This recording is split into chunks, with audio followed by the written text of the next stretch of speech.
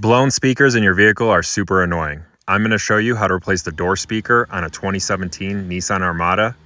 This process will be similar with other vehicles, including other Nissans and Infinitis. This specific Armada included the Bose sound system, so there is two versions of the speaker, the normal one and the Bose version. You could also replace with an aftermarket version. This speaker becomes distorted above half volume, especially with anything with a bass note. So to take the door panel off to get to the speaker, we have to remove a few items, including this rubber door stop, which I couldn't get off and I ended up breaking.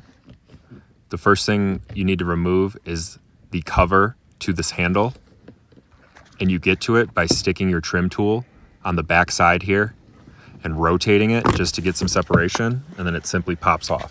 This is held into place simply with plastic tabs. So be careful, but they do work pretty well, I found. So I just stuck my trim tool in there and just kind of rotated it to get that out. That handle cover revealed two of the three 10mm bolts that we need to remove. And then I'm using my pick to get behind this little plastic trim panel here behind the actual door opening handle to remove another 10mm bolt. So we remove these three 10mm bolts. There's a second one, and then the third one kind of at the bottom of that pole handle. After removing those three 10mm, I tried to remove this rubber door stop. I ended up breaking it. I thought I could get my trim tool from the outside and just kind of pry it out if I was careful about it. That did not work. In the video description, I will link to the rubber door grommets. I think you could save it if you took the right side of the door cover off and carefully press the rubber grommet out from the inside out.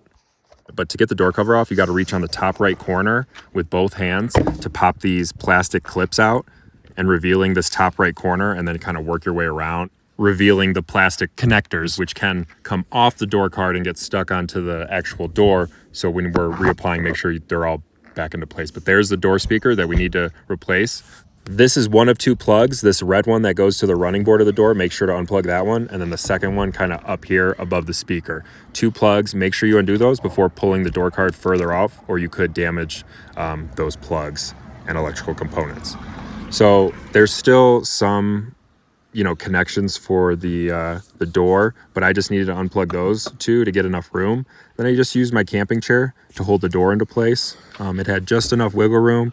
Now I have a little bit more room with those plugs undone. It gave me like 4 more inches, and I can get in here with just a 10mm socket and or a Phillips head if you had an elbow fitting or a small one, and we can undo these 8mm or 5/16 screws that hold the speaker into place. With those undone, the speaker's kind of clipped into place with just some plastic, so you got to kind of twist it out in just the right way. And be careful not to pull this or even let it hang, kind of like I'm doing, because this connection can break off the speaker, and you don't want those freestanding speaker wires to be touching the frame. You want this plug to stay into place, so it can break off. Just be careful. It's glued on there pretty sturdy, but it can break off. So I did remove this one plastic clip holding the wire harness right above the speaker. So now I can plug in the new speaker further away from the door with more slack. There's a little plastic clip above this speaker housing that holds the wiring harness right there. I just plugged it back in. Put the speaker back into place. Here's the plug again. Just be sure that that plug isn't broken when you put the speaker back in, and that the plug is secured into place. So the old speaker is out and the new used speaker is in. Putting in those 4 mounting screws, the 5/16 8mm, and just tightening them down snug so that it's not going to go anywhere. I think it's possible to not break this rubber grommet. The good thing is even with the broken grommet, it still hits the switch, letting your door know it's closed so you don't get an annoying light. But before you pop that door card back on, make sure you plug in this connection above the speaker and then that running board connection as well. And you're going to have to orient the door panel a little bit closer to the door and then pop it on. And I couldn't film myself doing it, but I just made sure all those clips were lined off. They all came off successfully when I removed the door card and lined them up, and just slowly worked my hand away around the door panel and secured them all in. It went in pretty easy. And now I'm working in these 3 10mm bolts, just making sure those are nice and snug.